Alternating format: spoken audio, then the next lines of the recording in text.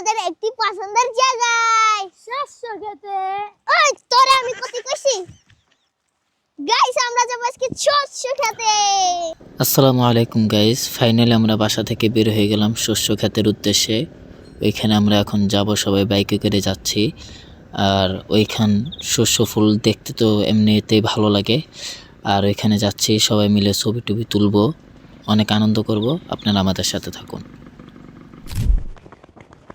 আরে মামা, এক কথাই আসলাম।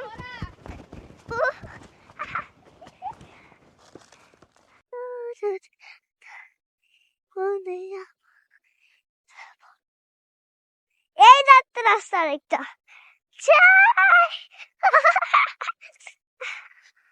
দেখ কত সুন্দর। এটা অনেক সুন্দর। দুই পাশে শস্য ফুল দেখে খুব ভালো লাগছে, অসাধারণ। অসাধারণ, আমাদের আজকে অনেক ভালো লাগছে। আমার তো মনে হচ্ছে কি সব তুলে নিয়ে চলে যাই বাড়ি।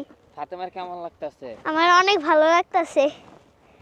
আমারও অনেক ভালো লাগতেছে গাইস, এত সুন্দর শস্যগুলো কোনোদিন দেখিনি আমি।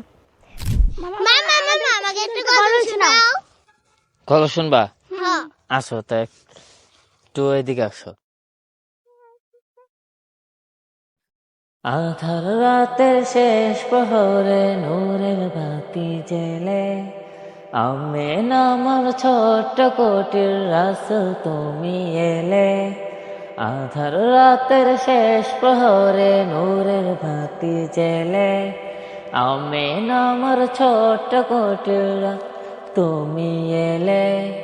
পাপ জোয়ারে বিশ্ব যখন ঠিক তখনই হয় আগমন তোমায় পেয়ে ধন্য মোর আলোকিত এ জমিন। রহমাতাল লিল আলামিন, রহমাতাল লিল আলামিন, রহমাতাল লিল আলামিন, রহমাতাল লিল আলামিন, রহমাতাল লিল আলামিন, রহমাতাল লিল আলামিন, রহমাতাল লিল আলামিন, রহমাতাল লিল আলামিন।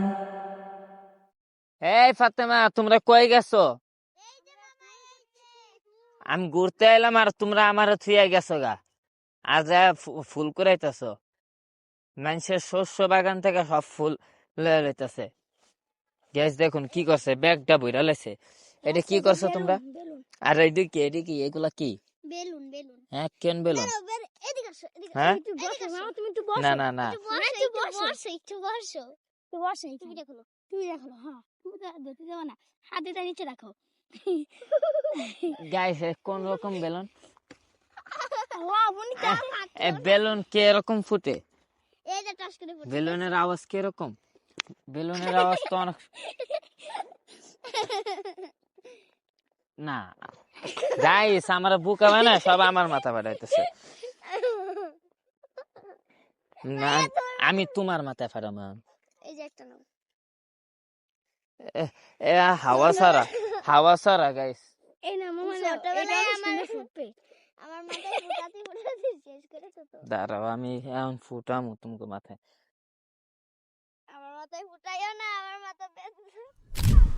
আজকে খুব এনজয় করলাম শস্য বাগানে। মামা চলো আমরা যাই। এই চলো।